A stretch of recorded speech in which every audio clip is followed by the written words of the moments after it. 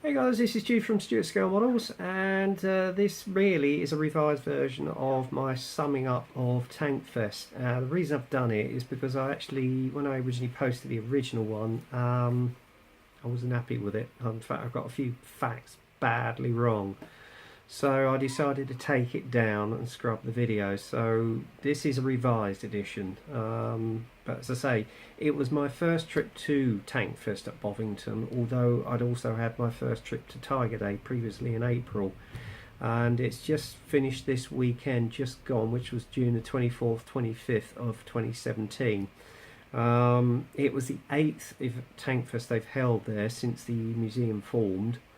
And well, I wouldn't say since its form, since they first held it back in, I think, 2000, let me think, 2009.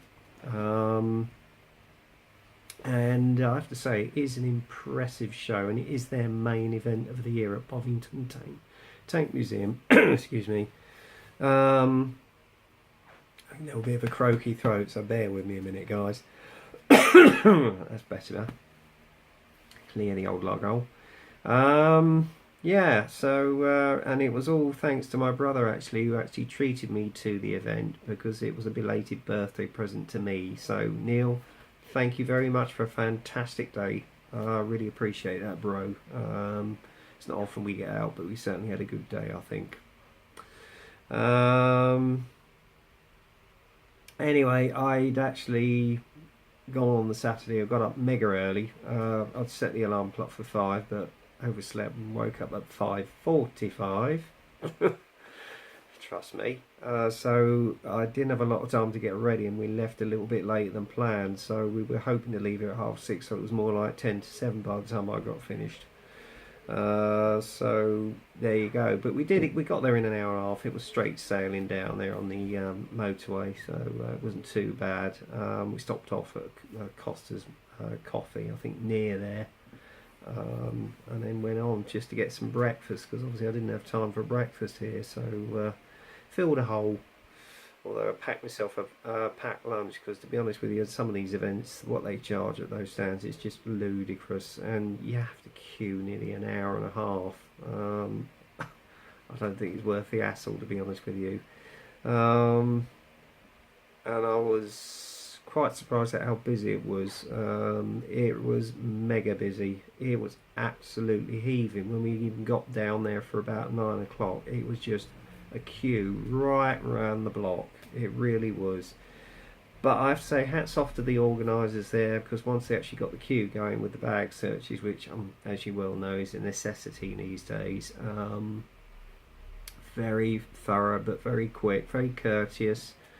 So thank you guys. You were absolute scholars. You really were. Ever so pleasant, ever so polite. And as I say, it's a necessity, obviously, following recent events, unfortunately. And yes, there was armed police around at the show. It's sad to see, but unfortunately, as I say, with recent events, with the terrorist attacks, it's something we're just going to have to live with. But in the same vein, we felt safe, which is the most important factor. And no doubt, unfortunately, with air shows, etc., it's going to become normality. So it's sad but true. However, as I say, once we got into the complex, obviously we went to the actual reception, and obviously both ended up having to answer the call of nature, as you do. And then thankfully the friend I'd actually gone with at Tiger Day, we met up with Nick because he actually lives in Bournemouth, which is virtually down the road from the museum, and as you can say, he's in well and truly converted tanky now, and he loves events like this. So he stayed with us for a few hours at the show, and it was good to see you, Nick, and I hope it's not too long before we see you again soon. So in the meantime, take care, my friend. Great seeing you. So there you go. The actual arena show started with 3 Leopard 185s, which were recently donated to the museum. One was a Canadian, and 2, I think, were the German vehicles. fantastic sight to see 3 of them trundling around the ring arena at 38 miles an hour. And ooh, the noise of those engines, you can actually feel it reverberating through your chest as well. It was just an awesome sight to see and hear. And I have to say, the guys who drove those vehicles put on a impressive display, so hats off to you guys. I was really, really impressed. Even with just you just feel the sense of the power of these beasts, you know. So there you go. And then following that, we had a break, and then we had a display by the army regiments of their modern vehicles they've got today. Some of them are still in development at Remy, now, which used to be based near Chobham, which has recently moved. I can't remember where they've moved to. But if anybody wants to leave a comment in the comments column for the video and let me know, I'll be very grateful. Yeah, that was quite impressive. The display they put on with the bridge builder, the mine layer, the mine clearer.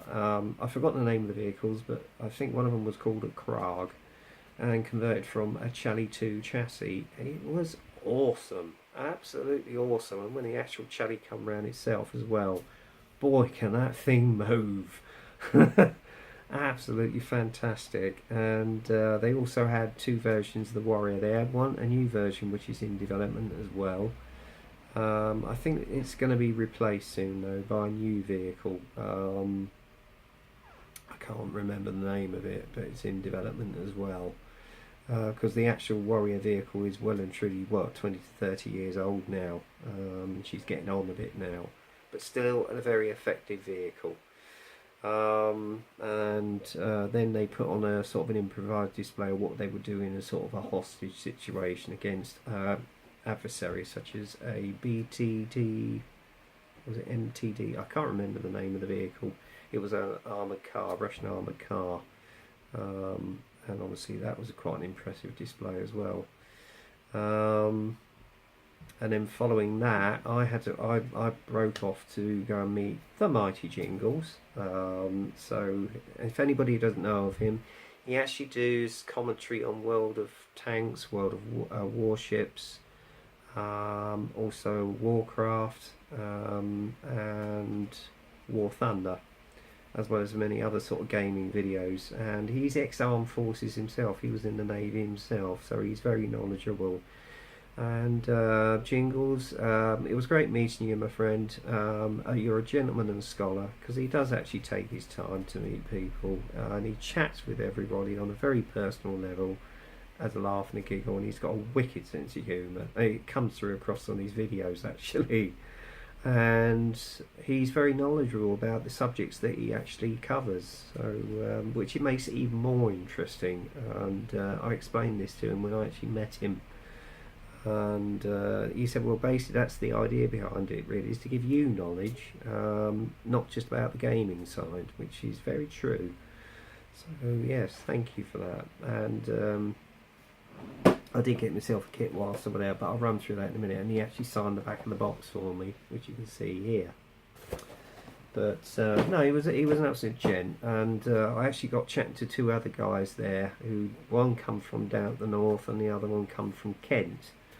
And had a great chat with them, which killed the time for a while, so I was waiting to meet up with Jingles, who actually made a point of having a 5-minute chat with everybody, and he was very obliging if you wanted to take a photograph with him, or have a photo taken for you.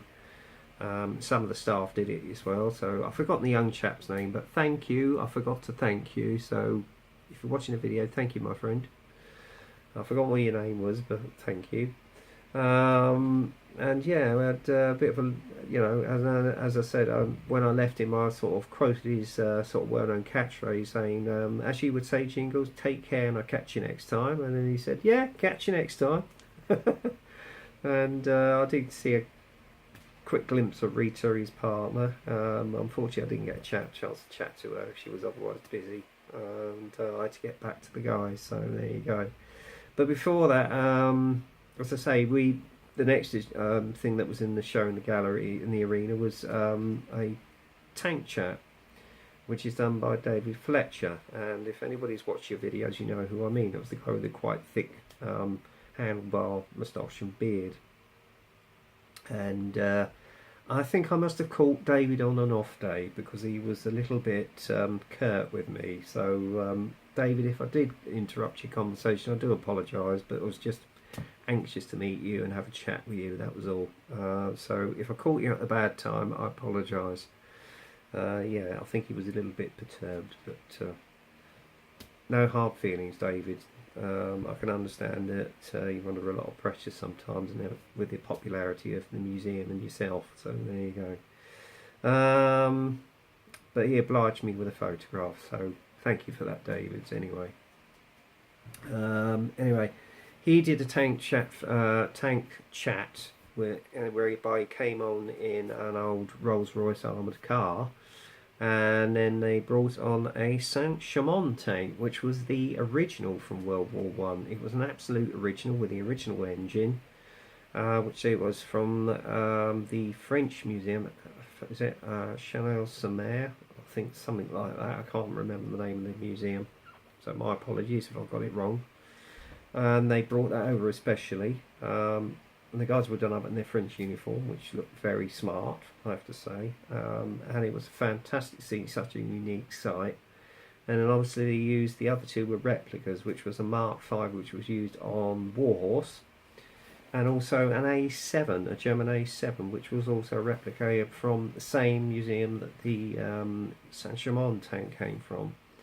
So, and then he did a sort of a comparison about the vehicles, which was very interesting.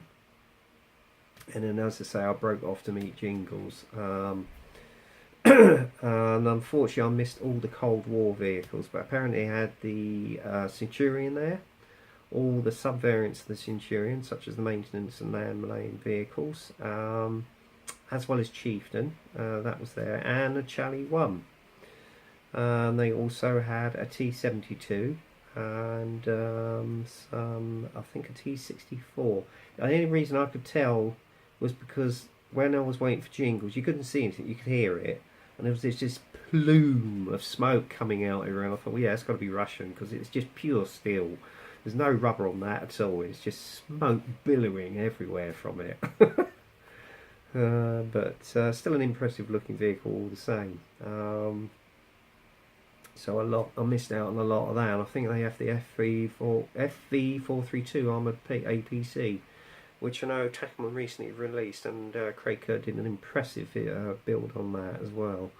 And later, after the actual arena show, I actually looked around the tank park, and I got chatting to the guy who actually drove it as well, because I was having a curious look at the interior, and he asked me his thoughts on the tack-on kit. So that was interesting to sort of give my feedback, and obviously I referenced Craig's video. So there you go, Craig, give you a little sort of plug, as we all do. In the community, we will give each other a plug, so there you go. But yeah, it was an impressive show. Plenty to see and do. It was mega busy, absolutely mega busy. I did have a look in the shop first off in the morning, and I just thought, no, I think I'll wait until later. But it was just as busy, and all the staff there do such a marvellous job. Being under so much demand and pressure, they really do, and they're all courteous and helpful. They really are. So hats off to you guys. You do a fantastic job. And yes, I did treat myself. I did treat myself to one tank I got in the shop, which was this. I have had it before, but I sold it on, but I got it in again, which is the old St. Venerable Tamiya Panther A. And whilst I was queuing up the Jingles, he signed it on the back there for me, as you can see here.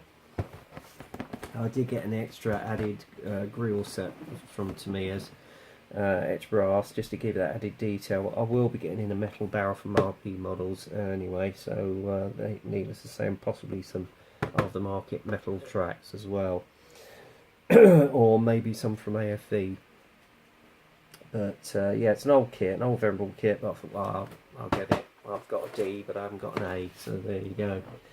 And then later after the show, I got another one which I've recently sold, but I decided, having seen the real thing, because that Chalet is just an absolute beast of a vehicle.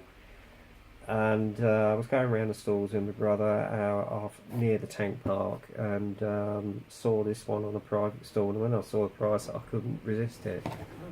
I got the Trumpy Chalet 2 Operation Telic version, 2003, for the pricey sum, as you can see there, of £15. So that was a real steal of a bargain, and I couldn't resist it. So I'm glad I got that baby back. I could have got myself more, but I thought, no, I'm going to be sensible. I'm not going to be a naughty boy. Because you tend to get carried away sometimes at these events, you know.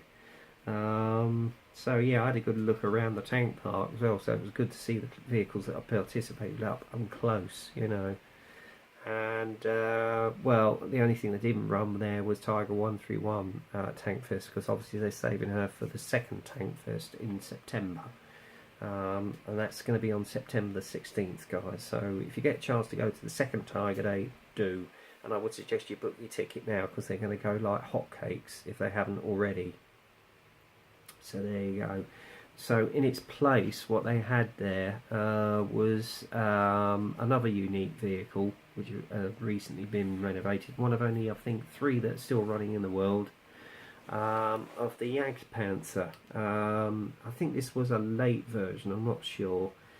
But unfortunately, the day I went, she didn't run, because unfortunately they couldn't get us to start. They kept turning over and turning over for some reason. There was a problem, I think it was something to do with the magnetos. So it was a sort of a historic fault, because the old Maybach wasn't the most reliable engine at times. So yeah, I think they had history repeat itself there. And they were even still working on her when I actually went over to the tank park and sort of looked up at her close. But oh my god, that is one impressive looking vehicle, it really is. So yeah, it was, I mean, everybody there in the tank park was very affable, very chatty, you know. It was interesting to have sort of feedback on the vehicles. And even the actual residing tank crews at the actual main base there who took part, they were very obliging, very chatty. They do a fantastic job for our country. I just can't say any more, you know. And they put their lives on the line every day, not only in this country but out in their fields of where they're based, you know. So we owe them a great debt, and obviously to their forebears as well, their predecessors. Because if it hadn't been for them, I would not be sitting here having this conversation with you today. So we mustn't forget that. Anyway, I think I've been prattling on for long enough now. I'm going to get on and try and get some work done on the Gepard, because she needs decals put on the replacement turret. I've touched up a little bit of the interior as well. So I'll be getting on with that. Hopefully get it finished very soon.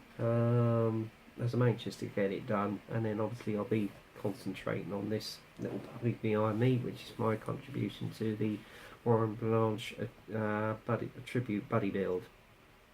And before you ask, and if anybody says there's anything about Warren, no, he's just having a break.